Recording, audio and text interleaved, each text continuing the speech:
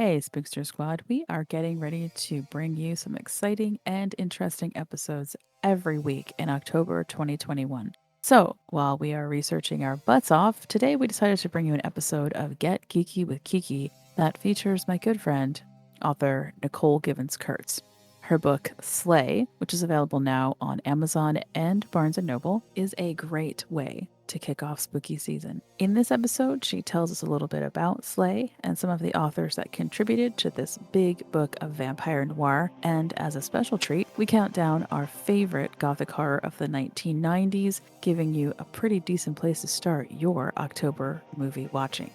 So, hang with me today for this special episode of Get Geeky with Kiki as we continue spooky season.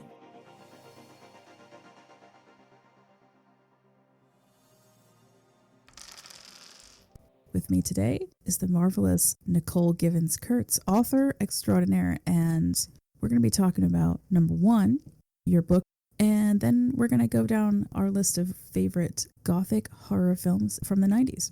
So first of all, tell us about this book, because this is really exciting. Okay. First of all, thank you for having me. So this one, I'm editing a collection of 29 stories that feature either vampires or slayers of African descent. So they have to be from the African diaspora. So we have stories that originate in various countries in Africa. We have a few stories that take place in the future, and then some stories that take place in various places in the United States. This is kind of a one-of-a-kind anthology because all of it features the vampire noir. And so the title of the anthology is Slay, the stories of the vampire noir. And so it kind of gives a different perspective on vampirism and slayers and hunters. And so the idea for the anthology comes from a shared love for L.A. Banks, a Vampire Huntress series that is from the 90s. And she passed away, unfortunately. And there are, of course, a lot of people writing vampire stories. We wanted to kind of bring together a collection of stories that kind of celebrate African descent or Black vampires. Our love for those stories that she wrote, they were so rooted in like Philadelphia culture and what it means to be Black in that regard in terms of our culture. It just was amazing. And I felt seen. I remember reading those books and being like, oh my gosh, this is so amazing. And so I wanted to kind of honor her vision by asking authors to produce works that feature either Black vampires or Black vampire slayers. We can find that on Amazon and Barnes & Noble, yes. It is available in ebook and paperback and hardcover. And about how many authors are involved in this one? 29. Oh, 29. It's huge. It's a significant, yes. But the stories range from just like a YA story to your ultra violent vampire story. They range. Some of them are around family. Some of those stories are about loneliness. It's an amazing collection of stories. And I'm not just saying that because I edited them. And I had such a great call too. It was really challenging to kind of narrow down which ones made it in because I got such wonderful stories. And so I tried to give in the anthology different looks. You have everything from, like I said, that YA story to futuristic stories. You have stories that take place in African cities. You have stories at like a law university in Africa. It's so amazing, just the diversity of stories. They are actually just as diverse as the African diaspora is. So it's pretty awesome. You had said you got submissions for this. Mm-hmm. Is there something else coming up where other African American authors could submit stories? Is there anything on the books for future? So we don't have any anthologies planned, but my publishing company, Mocha Memoirs Press, is always open to submissions. And so our mission, of course, is to amplify marginalized voices in speculative fiction, including science fiction, fantasy, and horror. And so if you have a story and you identify as a person who is in an underrepresented group, that includes women, right? Because women are in horror. Feel free to visit our website and look at our submissions. They're listed under Write for Us and send something in. Awesome. It's mochamemoirspress.com. Exactly. If you love vampires, if you are tired of vampires, I would like to say that if you're sick of them and you love them, this is the volume for you because they're so different than what we find in most vampire storytellings. It's such a far arc away from Stoker's, right? Dracula. I think that you'll really enjoy it. Even if you're sick of them, none of them sparkle. Let's just be clear about that. There's no sparkling vampires in any of them, in any of those stories. Thank you, ma'am. So I definitely think that you would love to read it, and we could definitely like your support in purchasing the volume. But additionally, we would like to ask you to leave reviews for us if you read it and you enjoy it, or if you read it and you're like, oh gosh, I thought it was going to be something different, or what have you. Give us your feedback, and that's how we as a press grow. That's how authors grow in their craft. So definitely leave us a review. Yes, reviews are super important and very helpful too to getting the book noticed as well. We have the same issues with podcasting. It's like, leave us reviews because then we get noticed, and then, hey, I can have more people on here, and in turn we help Nicole out too. So, one big circle of life, internet life. It's crazy, but that's how the algorithms work, man. And how much is the volume going to cost? So the ebook is $7.99. The paperback is $17.99, and the hardcover is $24.99. Totally doable. My birthday's on Halloween, so. Right. And honestly, it's over 125,000 words. So I definitely think that like I said, there are 29 stories. And so I definitely think that you're getting a value in terms, and none of those stories are the same. So I think that you're definitely getting a deal there. That's fantastic. Now, anyone in this particular volume, did they have any books with Mocha Memoirs currently, or is this a lot of new authors for you? So Alondria Hurt's new novel is out. It's called Alice. It's a zombie horror novel featuring a Black female protagonist. So that is out. Everyone else in the list are new to Mocha, but none of them except for Miranda J. Riley are actually new authors. We're very excited to get Shuri Renee Thomas to be a part of it. She's the World Fantasy Guest of Honor. She's just amazing person, period. She's prolific. I cried when she said yes. I was like, are you serious? Like, I totally fangirled all over the place. We did have anchor authors, but there's only like 5 of them. The rest of the 24 stories get through slush. And so Craig Lawrence Gidney also said yes, and I also cried because I was like, oh my gosh, I cannot believe that I have such amazing people who are willing to like devote and give a story to this anthology. So I'm pretty excited. It's a great volume. I think people will enjoy it. Looking forward to feedback. Wow, nice. I almost want to say cast, but conglomerate. I'm like, what is it when there's a lot of authors that come together? It's not. Is it like a? Definitely not a murder, but it could be. Right? Is it mystery? Is it a murder mystery? Oh Lord, we need to make that word up if it doesn't exist. Very happy about Slay. Please go out and get it. Get it for the vampire lover in your life. Get it for yourself.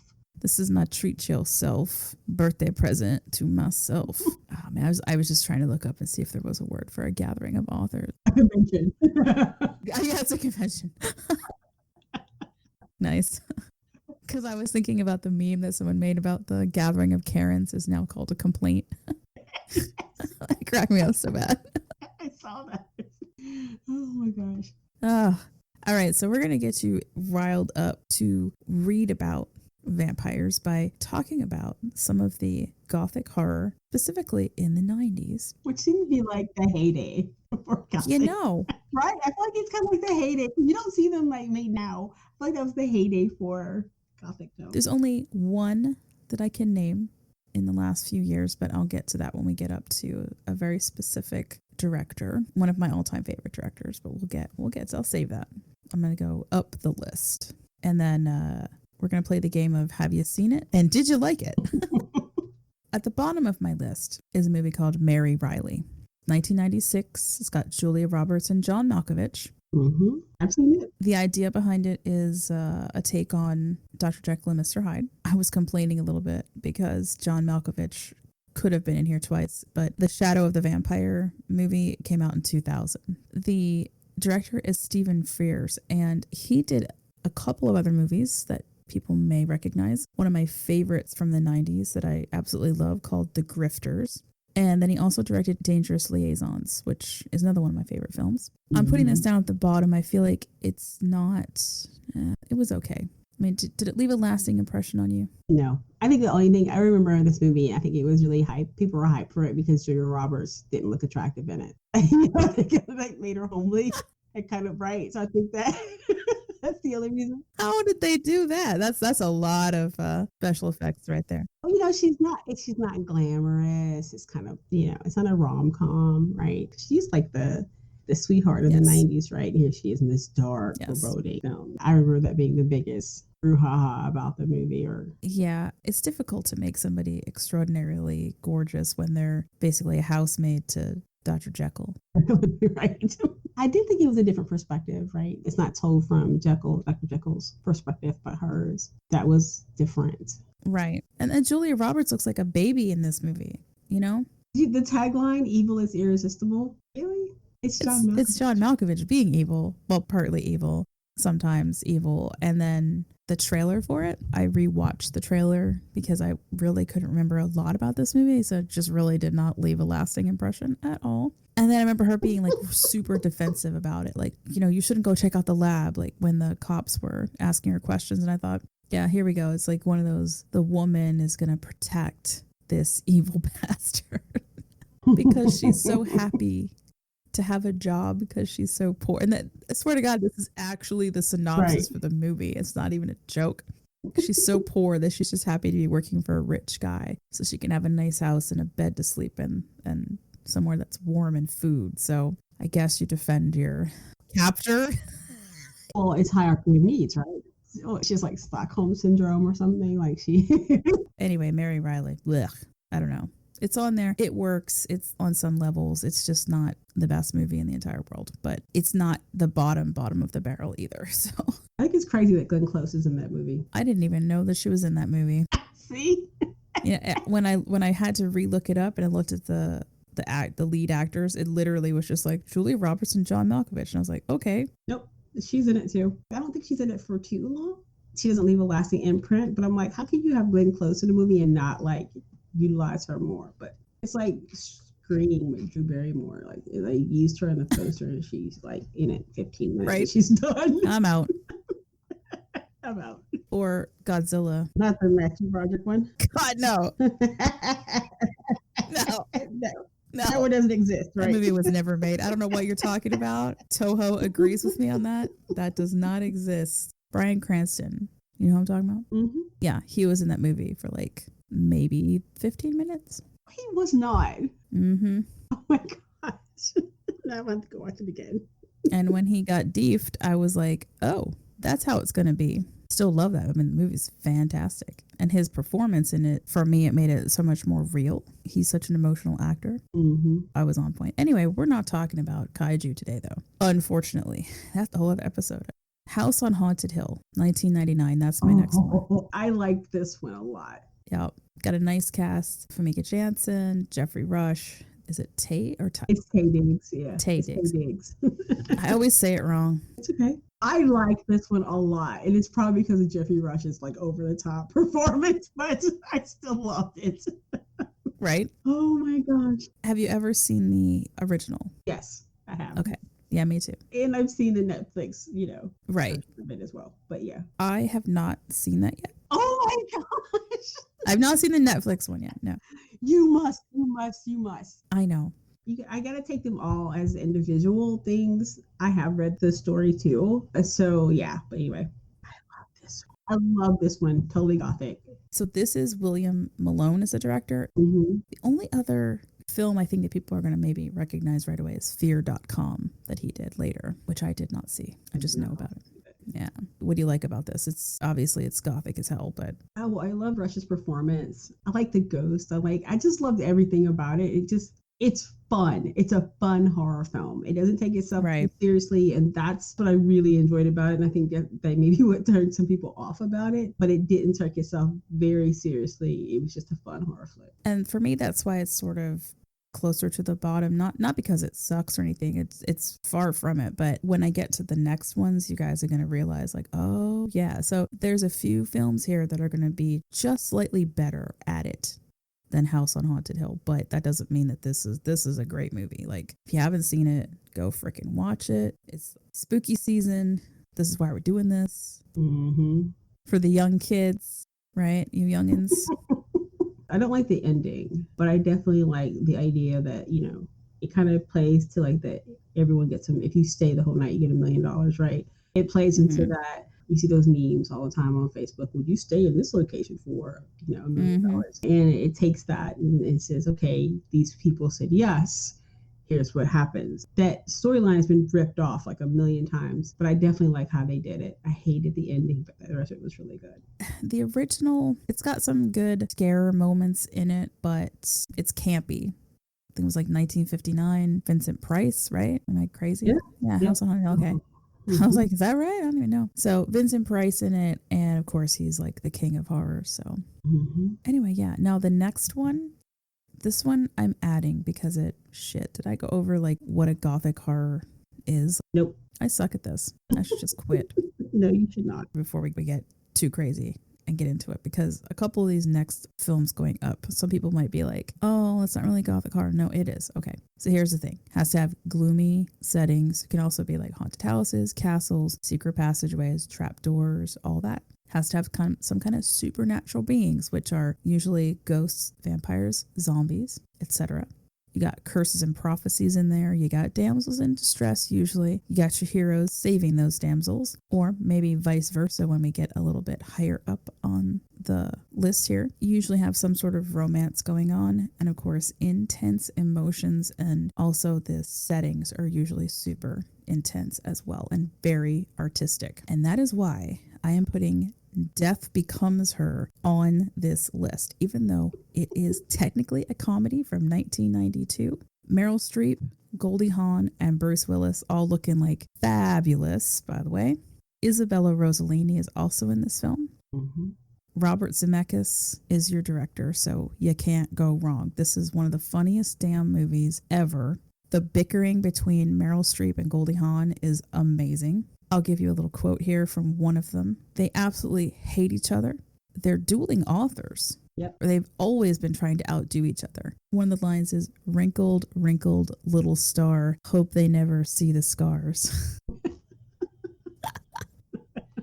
That's always like the Meryl Streep, I believe, is the one who says that. And oh my goodness, yes. So this one, you've got your location and setting. You do have a little bit of a castle going on in there at one point. Definitely have your supernaturals. You got basically zombies, undead, technically a curse, right? You got romance, got intense emotions, and you got poor Bruce Willis just trapped between these two crazy women. And it works and it's fun. Go see it. You've seen this one, right? Yes, I have.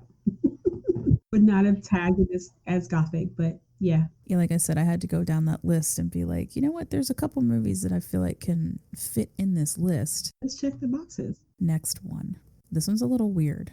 It's called Dark Waters, and it's from 1993. It was a Russian released film. Mariano Baino is the director. There is literally no one in this film that anyone's going to recognize. No.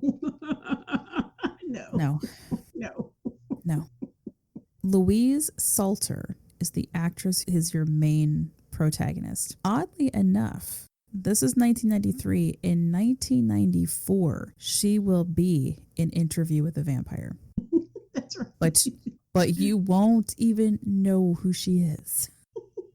She's just a Parisian vampire, which is sad because she's really gorgeous. And I kind of wish that she'd had a larger part in Interview, because she could have pulled off vampire really well, like more so, you know? So I recently read a review of Dark Waters, and the tagline just said, if you want to see a bunch of nuns on fire on an island, this is the movie for you. That pretty much sums it up. Yeah. It's the weirdest thing I've ever seen. It belongs on this list though, because it's so weird. It's basically Louise Salter plays this woman. She doesn't know much about her birth, where she's from. She's missing like 7 years of her life. She goes to this convent that her father had secretly been giving money to for ages. She's trying to learn a little bit more about where her mother came from, and her friend winds up trying to be a nun and like going there, and something happens to her. So we have our main protagonist going up there to investigate that, and then get more into her life and find out there's actually kind of a cult of a demonic being that seems to come from the ocean. So yeah, super crazy. It is free to watch on Amazon if you have Amazon Prime. I recommend it, even though it was weird. Like, yeah, I recommend it, but it was weird. And I just thought of another movie, and I don't know if it fits in here. If it does, then I'm in. Oh, nope, it does not. Yay. This is what made me think of it. It's weird and off-putting in the same way that I think Lair of the White Worm from 1988 is. And it's a cult classic type movie. Mm-hmm. I take it you probably have not seen that one. I have not seen Dark Waters. That is correct. For the artsiness of it and the visuals, I recommend it. Have you seen Lair of the White Worm? That I have seen. I love that film. I have the movie poster, like the original, back when there was West Coast Video. Oh my God. Yeah. I knew a couple of the guys at West Coast Video. They had the same huge posters that you got at the movie theater, right? Mm-hmm. And I'd go in and be like, hey, do you ever sell those? Or they're like, no, we're not allowed to sell them, but we can give them away. Want me to put your name on it? And I was like, oh my God, yes. For all of these. I have a ton of strange movie posters. Anyway, I digress. So next up, I think they started renaming some of these films after the authors, because I know every so many years, in order to keep the rights to the films, you have to do something with them, Mm-hmm. right? You had Mary Riley, which was Dr. Jekyll and Mr. Hyde. Now you've got Mary Shelley's Frankenstein. Right. 1994, Kenneth Branagh, Helena Bonham Carter, and of course De Niro. And yeah, I love this movie. So, I mean, yeah, I'm a huge Frankenstein fan. So, because I've taught it. I taught it when I taught high school. I taught it a lot. And I've reread it many, many, many times. And that adaptation is the one that I've seen that's been the closest to following the text. But of course, it has room for improvement, but it is my favorite so far. Yeah, I agree with that being the closest to the adaptation. Me too, as far as I had enriched English the whole time that I was in high school, and we did a lot of work on Frankenstein. That book had lines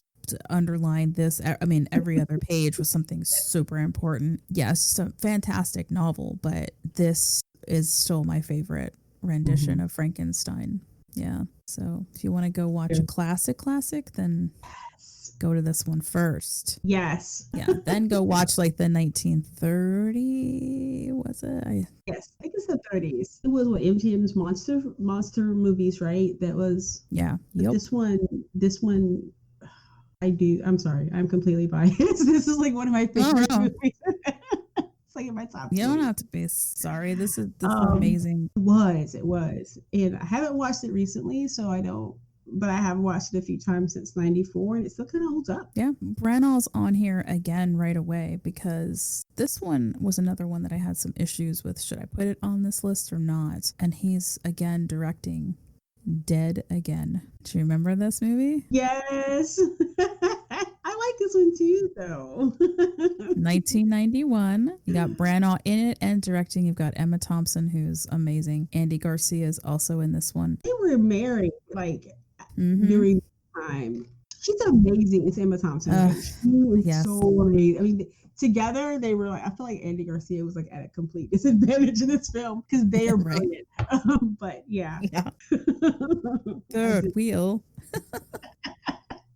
But it's a good one. So I picked it because it technically has the eeriness, the settings going back and forth, because the woman, Emma Thompson, your protagonist, is having these visions of things that happened, or she feels like may have happened to her in a past life. And this is, for her, this past life was in like the 1940s. And that house that she keeps going back to, it seems like a haunted house. It's really creepy, right? Mm-hmm. There also feels like there's a curse in there, because you've got her meeting up with the same people again, also reincarnated. And I feel like that's circular thing sometimes for curses, you know. She's definitely a damsel in distress at the time, and there's a very much romantic element in this one. It's brilliant. There is one moment, and we're not getting too much into these because I don't want to spoil them for anybody who hasn't seen them yet, right? But there is a moment in this movie that literally everyone, because I saw this in the theater, everyone in the theater screamed at the same time, including myself. Wow. I think you probably know maybe what that is. Yeah, but I'm not going to say anything.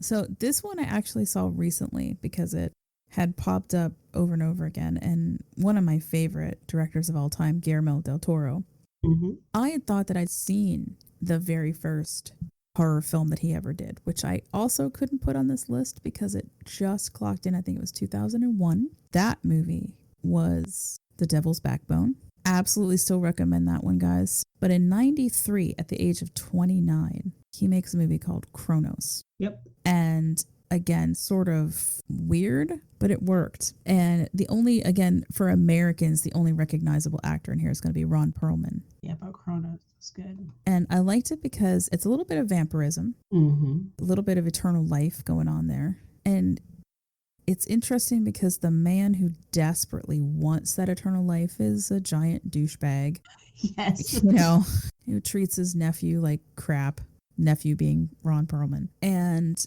the man who doesn't really want the extended life winds up getting bitten by this object. And so you have the fight between the two of them. And I like that juxtaposition of the bad guy who has cancer and he's dying and he's doing everything just so he can keep his money and hold on to everything. And then you have the other guy who's just a, middle class, average guy trying to take care of his wife and his grandchild who doesn't really get into it, but you get the idea that his son died.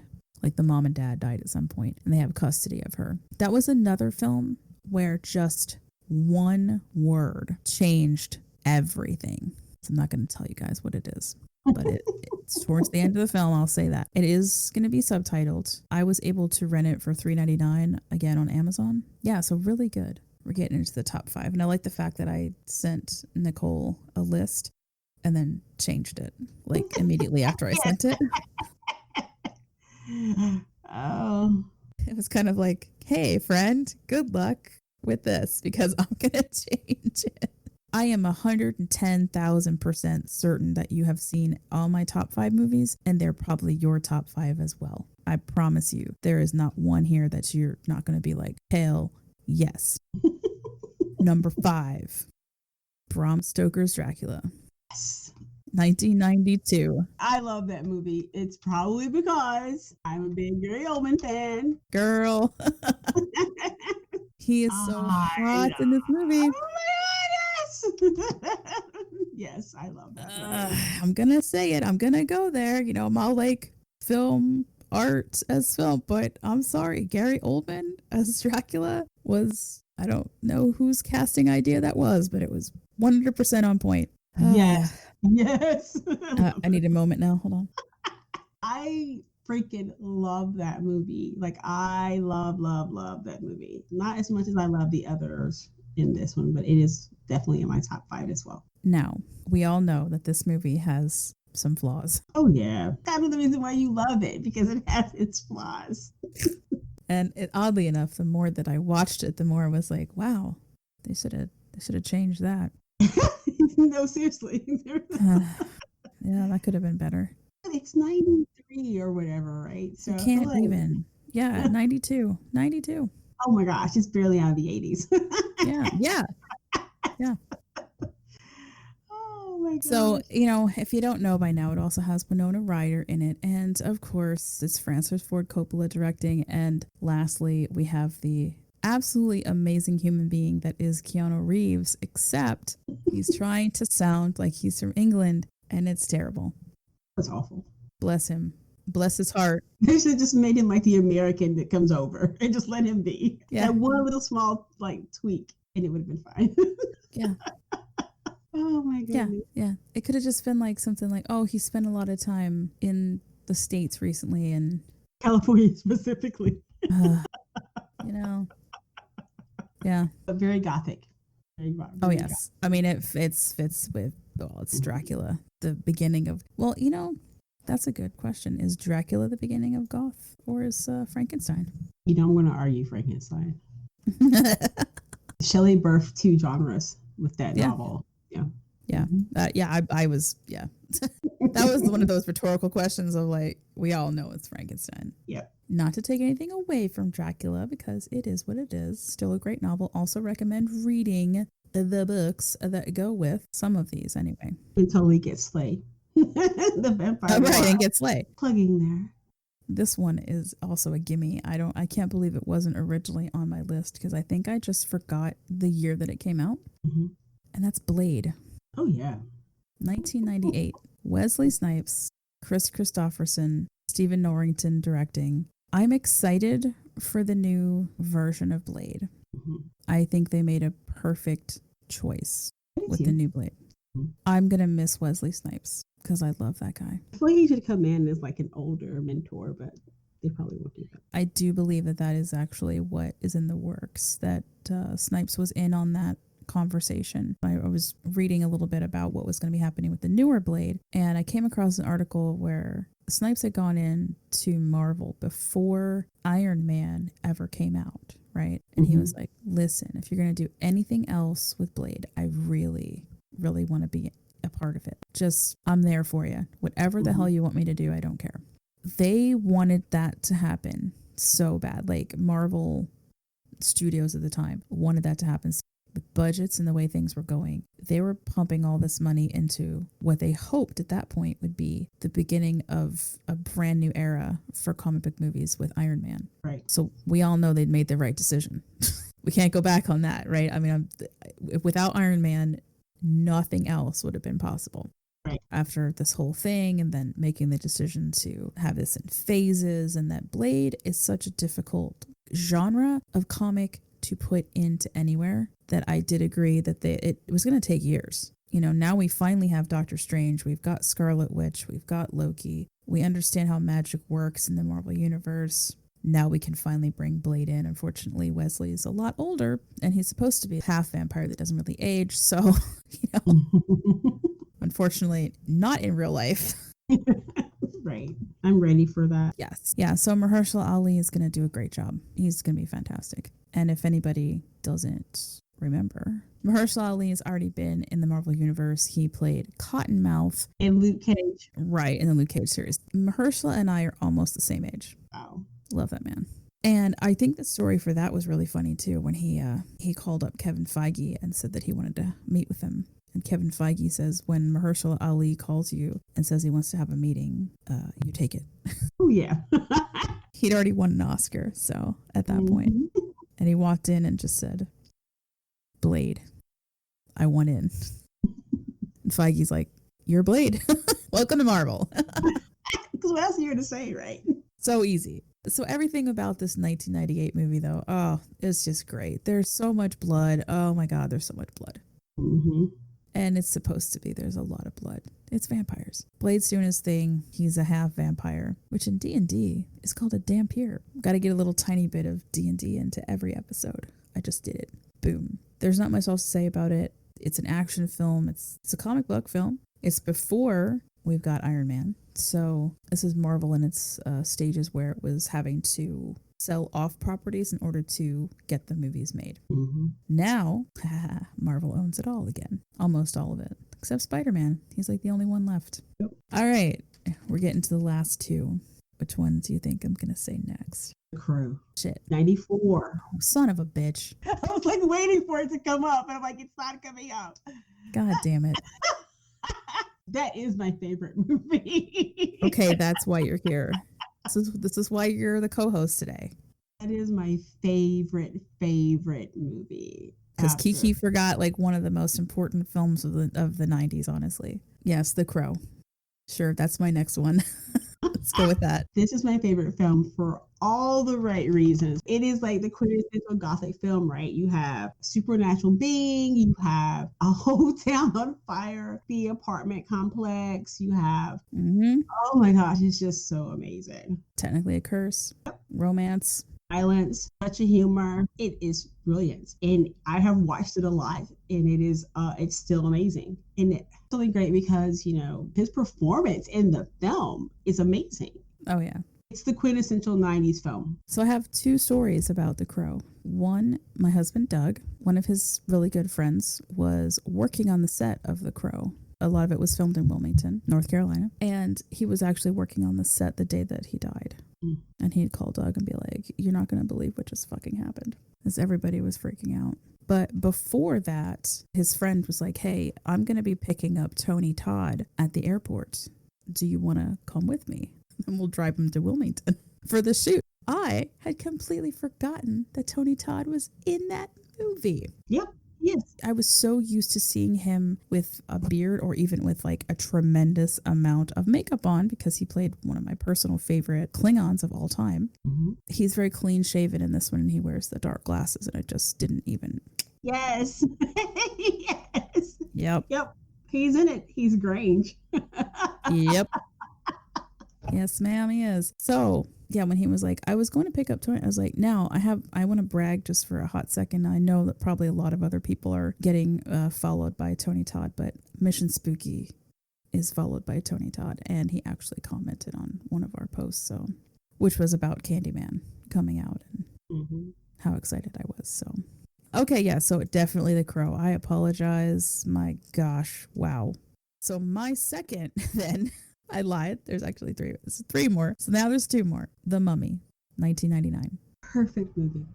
And I put this on here for a lot of the same reasons. It's the secret passages and trapdoors, mysterious architecture. You got a curse going on. You got your damsel in distress, kind of, because she's really super smart. You got a really swashbuckling hero, romance, obviously intense emotions. And I know you talked about one of your favorite scenes in this movie that had to deal with the buildup of the romance in it. So subtle, but it's so awesome. It's not love at first sight. It's not between Evie and O'Connell. Like, so they're sitting there, and O'Connell just tells Jonathan, "You're in her seat," and he starts to sputter, "But I was here first," and he goes, "Now." And Jonathan hops up, and then his sister sits there. It grows. If you've watched The Mummy as much as I have, you see the progression of O'Connell falling in love with Evie. But again, it's nothing over the top. It doesn't overtake the action or slow down the pacing. There's no pause for, a sexual encounter. It's a very subtle, gradual bonding and understanding. The more he sees her and learns about the things she can do and how smart she is and watches her, the more he starts to like her.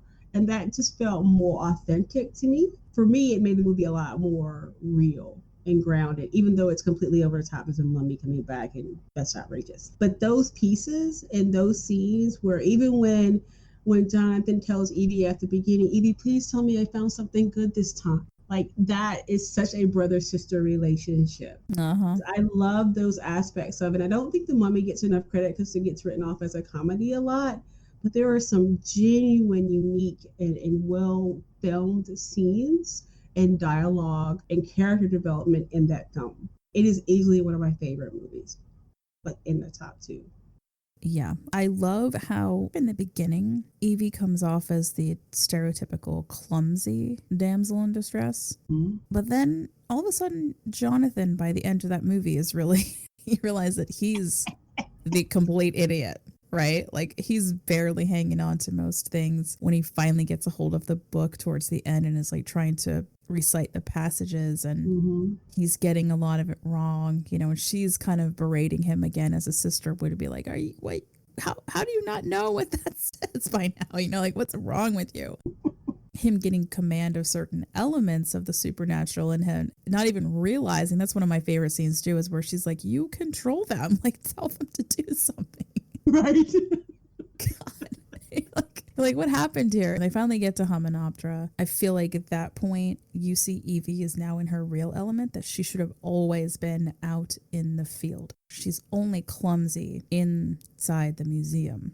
I like to point out that Evie's view of herself is based on what the scholars think of her. Right. And so that rejection, she's internalized it. But as she gets out in the field and starts to implement things, she comes into her own. Because if you'll see it, because she's actually ticking it off. Take that, them rich scholars. Yes. So when you see her start to like peel it's like she's covered with their rejection, right? But as she starts to rip that off, I can do this. I was right. And as she's ripping those things off and gaining confidence, she becomes less of a damsel in distress. But I feel like her distress is caused by a male member of scholars Yeah. who keep rejecting her. Even there on site, where the Egyptologist that is hired by the American goes, oh, what do they know? They're led by a woman, right? Hmm. Even that, and she's like, whatever, I got this. I know what I'm doing. It's erasing and removing and a rebuke of that male dominated viewpoint at the time that women didn't know much or women weren't capable. And she definitely proves them wrong. I haven't watched it or anything. I don't have lines memorized or anything at all. No, not a bit. You were talking about the scenes in that movie. Oh my gosh. So, some of it is very subtle. Like a lot of it's done with shadow play, Mm-hmm. like where you're seeing the person life getting sucked out of them and they become a desiccated corpse. Mm-hmm. You don't see that. You see the shadow of that happening. And I think that's even scarier in this film. Yes. Yeah. I definitely love that about it is they left the gore off the page and off this out of scene, right? I think that was amazing. I just rewatched it again recently because it was on. I was trying to remember all the fun things. By the time he does get her at the end, so to speak, it's worth every moment that you spent watching that relationship build up. So And O'Connell's going, no, no. She's mm-hmm. like, I'm doing what I want. But I love it when Yultef comes for her and he takes her in the car and they're restraining O'Connell. And it moves off scene, like the camera pans out so that you can see Evie in the car with Imhotep, who's now newly restored, right? But Brendan Fraser's character O'Connell is still being restrained. Like I thought that was amazing. We are not even on him. That's right. We fanned out, right? There's many more things to see in that scene, but he's Mm-hmm. still like being. I love that. Oh my gosh, it was such a their argument in the room about who leaving. We're leaving. No, we're not. It's just Yes. it's very subtle, and I love that film. It's funny. It's very funny. The jokes still stand up. Nothing's offensive now. Like they were just, you know what I mean. Some things were like funny before we knew better, and then we you rewatch, you're like, oh, that doesn't land quite as well as it did before. That is not the Yeah. case with the Mummy, and I love it. Any newbies out there, this is Brendan Fraser at his finest. Rachel Weisz before she wins an Oscar. I can't remember what she won for, honestly, but I know it was before that. And then John Hannah, who plays her brother. Arnold Vosloo, who plays the mummy.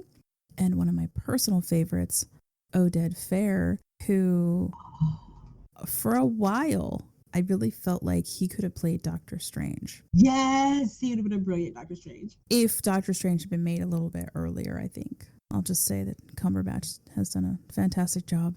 No problem there. But Oded Fair, oh, so great in both of these films too. I will say this, the second movie that comes out like in the early 2000s.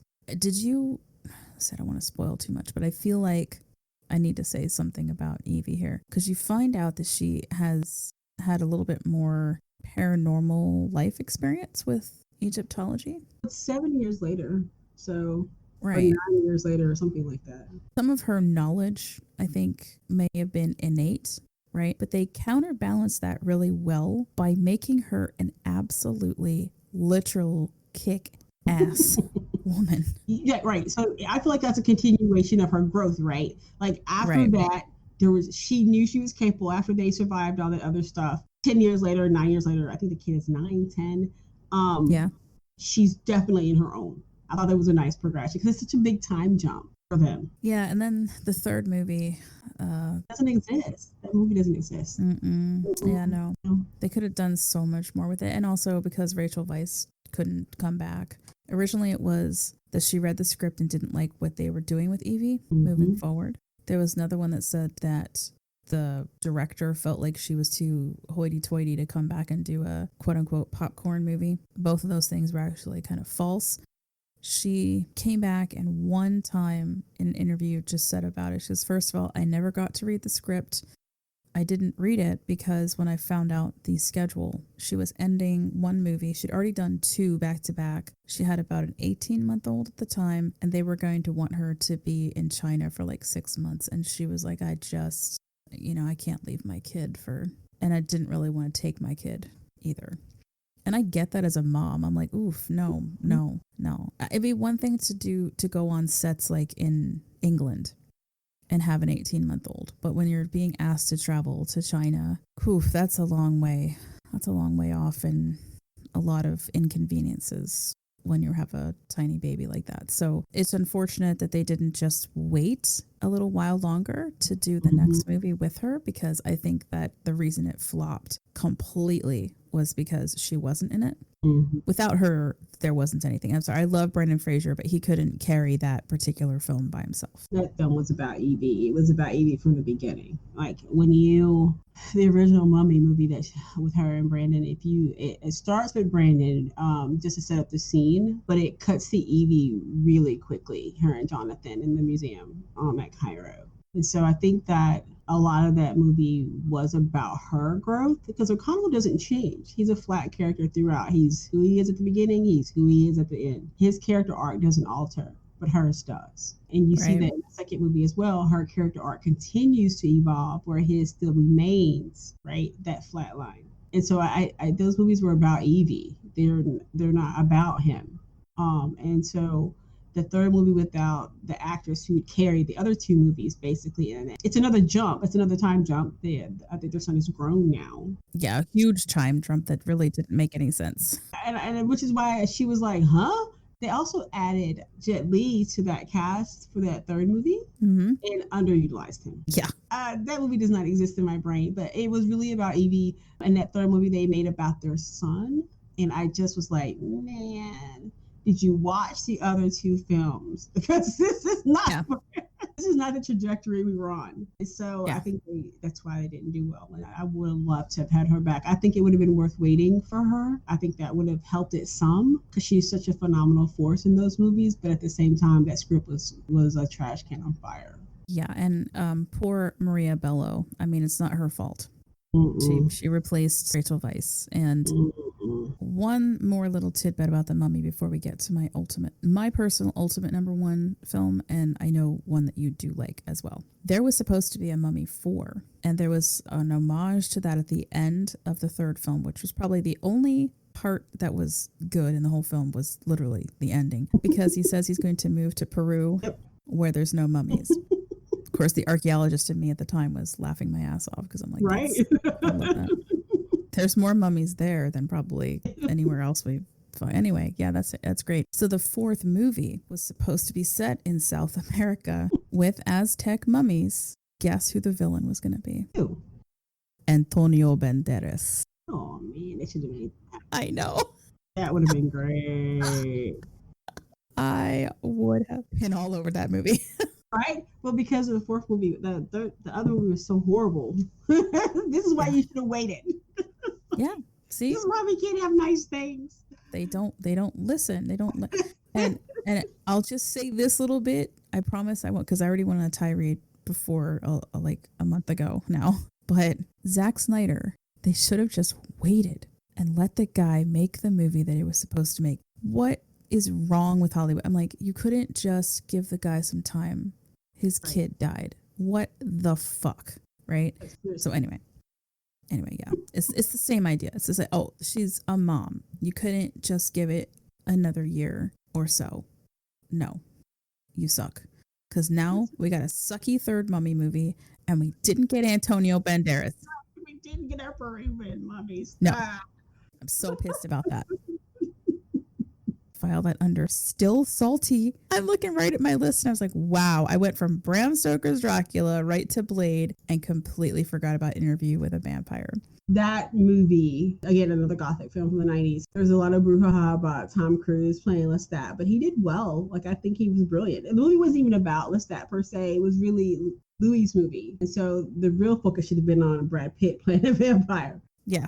And he did well. Again, I don't have a lot of issues with the film. I think it worked out really well. I know Anne Rice was pissed when she saw that it was Tom Cruise, but people don't give Tom Cruise enough credit. He can act his ass off. Like he's a really good actor. Like he might be a jerk in person, when he's not acting, but he's a really good actor. But good film. And actually, the movies where they cast Lestat after Interview with the Vampire, I did not like those. This is another one of those situations where Hollywood had an opportunity to lock someone in to a contract for like multiple movies and then just didn't do it. or they didn't offer Tom enough money. Once I saw Tom Cruise in the movie, then I just wanted him to be Lestat. Mhm. You know what I mean? It was like at the end of that movie, he was freaking Lestat, and they should have just signed him on to multiples for the other movies. Because I mean, Queen of the Damned was not a bad movie. Nope. I enjoyed most of it, but then I found myself missing him. Mhm. Same. And again, yeah, oh God, I was saying her name. It's Ilea, right? Ilea. Yeah. Oh yeah. I loved her as Akasha. She was a perfect pick. What happened with her then was like freaking tragic. Yeah, it's unfortunate they couldn't just do more with these. I feel like we're going to be seeing a complete reset for Interview with the Vampire, and they're just going to do them all again, like do the whole thing over again. All right, so here we go. The number one, and it's funny because it's also from 1999, so it just makes it in. Sleepy Hollow. Oh my God, I love this movie so much. It's not my favorite because, The Mummy, The Crow, but it's up there. It's like easily in my top 5. This movie was the first time that you actually get to see Johnny Depp be comedic. Yes. And I remember watching it going, holy shit, he's funny. Like, he has like comedic timing, facial expressions, because up until this point, all of the roles he had were somber, serious, emo roles. Right. Yep. And so this is where you get to see him actually be funny to the point where he eventually becomes, Captain Jack Sparrow. But this is the film that kicks that off, where you're like, holy crap, that dude is actually funny. I love the campiness of this film. I love the tongue-in-cheek humor in this film. I love the feel of this film. I love the music in this film. I love Christopher Walken in this film. I love the storyline. All this is happening, and I don't want to spoil for people who haven't seen it, but come on, it came out in 98. 99. All the things that, it's a land grab. I love that because that's a very real, it's greed. It's greed and revenge, which are very human things under the guise of this specter, right? Oh my God, I love it so much. It tied in so nicely. It was brilliant. I love the tree. I'm sorry, I'm gushing again. Right? But I freaking love this film. I love the eeriness. I love that it ties into a new century, being on the cusp of a new century, which is 99 to 2000. There's a lot of conversations about who do you want to be in the new millennium? Who are we going forward? Y2K was a thing.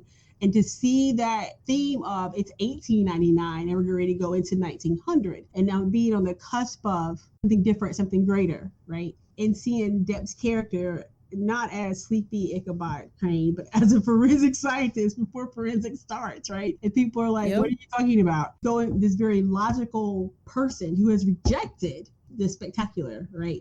To upstate New York where it's all spectacular. Oh, it's brilliant. Oh, it is easily one of my favorites. Yes, I own it. I'll watch it. It's perfect. It's in my October rotation. Like I can't not have Halloween without watching that before Halloween. So funny story. I'm sure that most people are going to know about Sleepy Hollow, the TV series. I absolutely hated it. They lost me when I could tell immediately that it wasn't even filmed anywhere near New York. Sleepy Hollow, New York is 4 hours away from me. I've already been there. I've been to the cemetery. I've been there on Halloween night in the cemetery for the tour, and then the next day getting to see the quote unquote ride of the Headless Horseman, which is like so much fun and amazing. In the cemetery, there is a spot that seems almost empty where there feels like there should be something there and there's no headstone. That is the burial place of the Hessian soldier, and they put a pumpkin on top of that like resting place of the soldier for Halloween. It's real. The soldier, that's all historically pretty accurate. Of course, what, the legend part of it, it's taken to that next level of this is the Headless Horseman of Sleepy Hollow. We've, on Mission Spooky, we've gone over a couple, well, at least one by now, of the Headless Horseman of Paoli, for example. There's lots of stories about Headless Horsemen, but Sleepy Hollow is where it's at. So when I'm watching the TV show, and the first thing that I freaking see is moss growing in the trees, and I just looked at Doug and I was like, so they're filming this in Georgia or South Carolina. It's probably Georgia, honestly. Yeah, I think it was Georgia, because moss doesn't grow on trees north of North Carolina. Yeah, like North Carolina doesn't have moss growing on trees.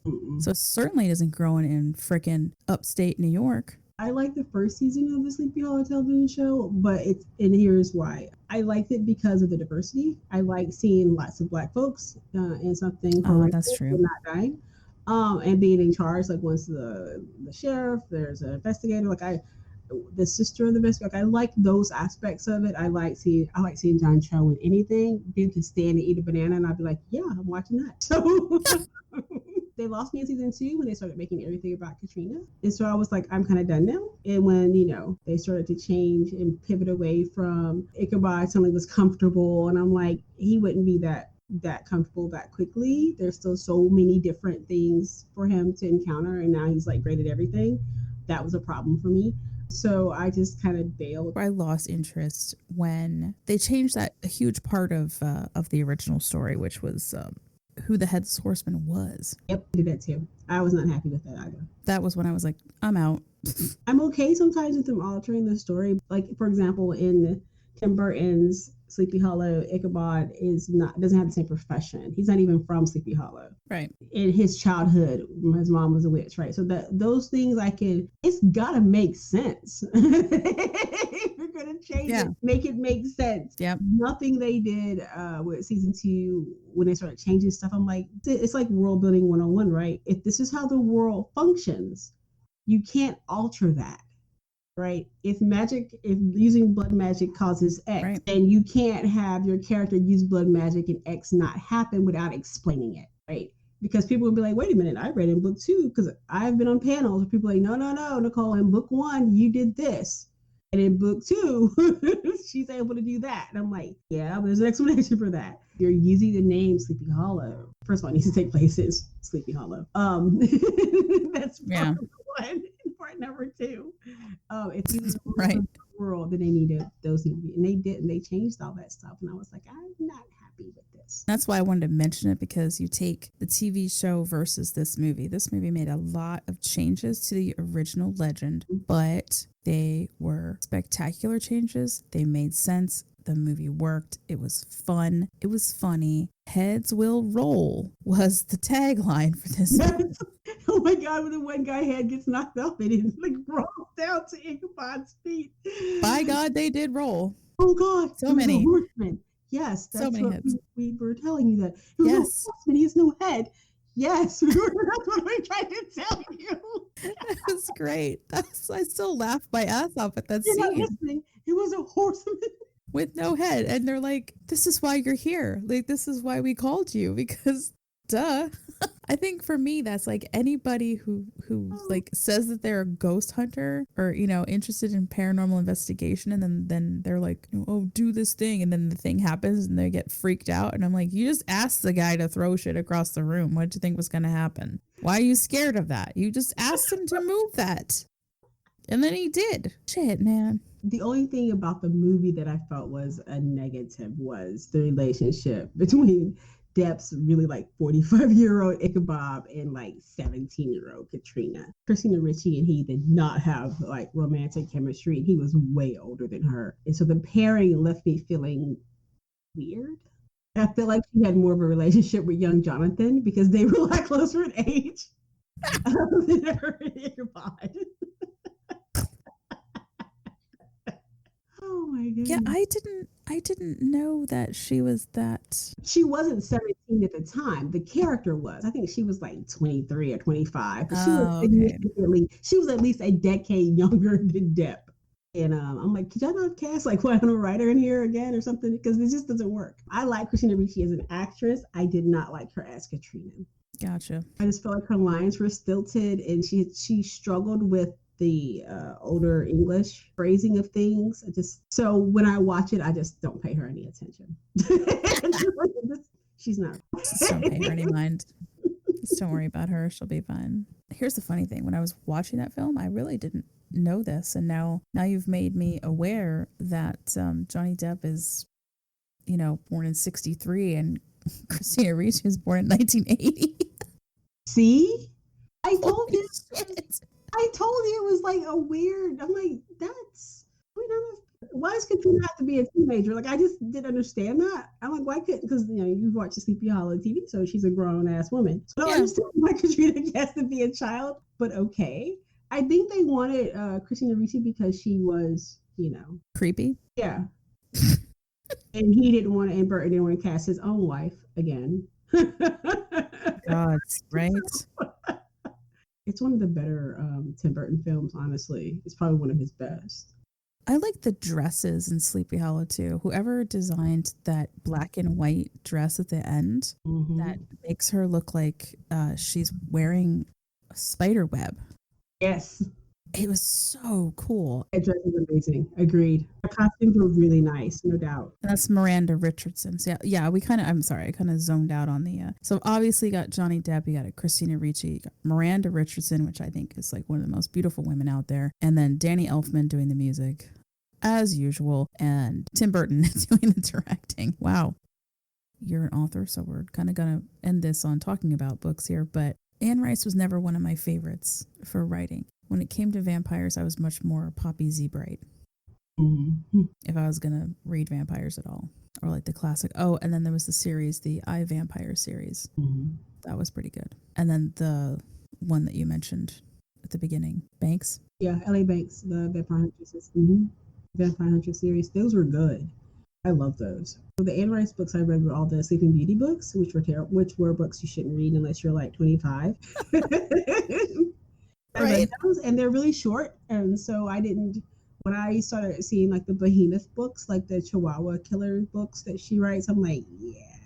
I have a feeling for unless it's epic fantasy, if your books are like that big, you need an editor. I have yet to read one that wasn't epic fantasy that spanned many years and generations and POVs that seem worthy of 100,000 words. Not saying I've read the millions and billions of books out there, but I definitely think in genre, unless it's like epic or sword and sorcery or sword and soul books, I don't really see why they need to be 100,000+ words.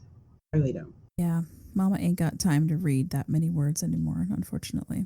I would if they were engaging, but if I feel like I'm like in molasses and slogging up a hill, then it's not worth it. I am one of those people who also feels that way about Stephen King novels. Depends on the novel for me. But yeah, Yeah, I like his ideas. I like his concepts. I'm just not into reading how he puts it forth. I'm sticking with horror. So, if it's well, I'm a big Dark Tower fan, so if it's a Dark Tower mm, book, I will totally read it. But definitely, he's at a point in his career and has been for like the last 25 years where no one will edit him. And I'm like, someone needs to edit him. Someone needs to say, look, I know you're Stephen King, but I'm an editor, and damn it, this is a step too far. So, like seriously, like they need to have hard conversations. Like he needs an intervention, and no one will get it. So it depends on the book. Like I like Mr. Mercedes. It was short, it was concise, and then there were other ones where I'm like, oh my gosh, these extra 25 chapters just don't need to be here. So it depends yeah, on the text. like, dear Mr. King, we adore you, but this has 350 chapters. Could we maybe get it down to maybe 50? I'm just saying. Because if you read Hawthorne, like anyone reads Hawthorne, but if you read Hawthorne, They made me read it. you're looking at like the 1800s where everything is very slow paced. There, you only have the daylight or the light that you have from your candle or your lantern. There's no TV. And so things like in the Scarlet Letter are very descriptive because people don't have access to a moving picture that can show them that. It's labor intensive to read Hawthorne because you're like, oh my God, dude, just say it's a chair. Like you don't have to describe right. I kind of feel like King is still back there writing in the style that he read about and was influenced by, not recognizing that today people text, so language is evolving to be shorter, more concise. Pictures are a thing that conveys more meaning than like long sentences, and so I don't think he understands that people want concise, tight stories. They're not interested in long, like I don't even think you could get Dune or Tolkien published today because like if they Dude, weren't already right, because that was 1960s or 50s, science fiction. That's what you did. You created a language. You created these in-depth worlds. No one is doing that really now because people don't have time for that. I have one funny story about when we were, say, forced to read Moby Dick. Ugh. I jokingly was like, so I finished Moby Dick and now I have a degree in cetacean biology Right. that I didn't want. That's my point. So I'm saying that's one of the things when I was teaching that I would tell my department chair, and then when I became department chair, I told my fellow teachers, look, these students, our babies, are contemporary kids. You have to find works that are contemporary to them. Yes, it's important that they know what the classics were. So I didn't actually ever teach the Scarlet Letter. I always taught like a Hawthorne short story. And actually I taught it with Sleepy Hollow and with a couple of other like period pieces. Mm-hmm. I didn't teach the novels because with novels we did science fiction novels and we do more contemporary novels. So I wanted kids to be able to read things that they like, that they can see themselves represented in, and things that were applicable to their life. And they weren't raised in the 1900s or the 1800s or the 1700s. They're raised now. And so I definitely think that exposure to those things are great. But if all you're reading is dead white guys from that weren't even around past the 20th century, then you need to up your game. That's why I used to tell teachers, we'd go into the book room and be like, all these books are dead white guys and all of them died before 1950. This is a no. We're predominantly black and brown school. This isn't going to work. You wonder why kids don't like English. So it's definitely, you have to, and I don't think writers evolve and pay attention to how readers evolve. I think that should happen. Agreed. And on that note, Nicole is stepping down from her soapbox. I was gonna say on that note, go buy Slay today. These stories of the vampire noir. Yes. Go to Amazon, go get it now. And 29 short stories. So perfect for this time of year. Mm-hmm. Well, Nicole, thank you so much once again for joining me on my crazy podcast and talking about horror films and your book. And I know that I'm going to have you on again at some point because I enjoy this. I enjoy talking movies with you too. So it's a lot of fun. Thank you for having me like gush about my favorite movies. Right? All right, guys. Well, watch all the things, read all the things, but especially Slay today. And good luck on your dice rolls. Thank you so much for listening to us today. You can find all of Nicole's books on her website, Mocha Memoirs Press, as well as Amazon and Barnes & Noble. You can also follow her on Twitter for updates on her new projects. Music today was provided by Psychotic Refuge. If you need pod-safe or Twitch-safe music, you can find Psychotic Refuge on Bandcamp.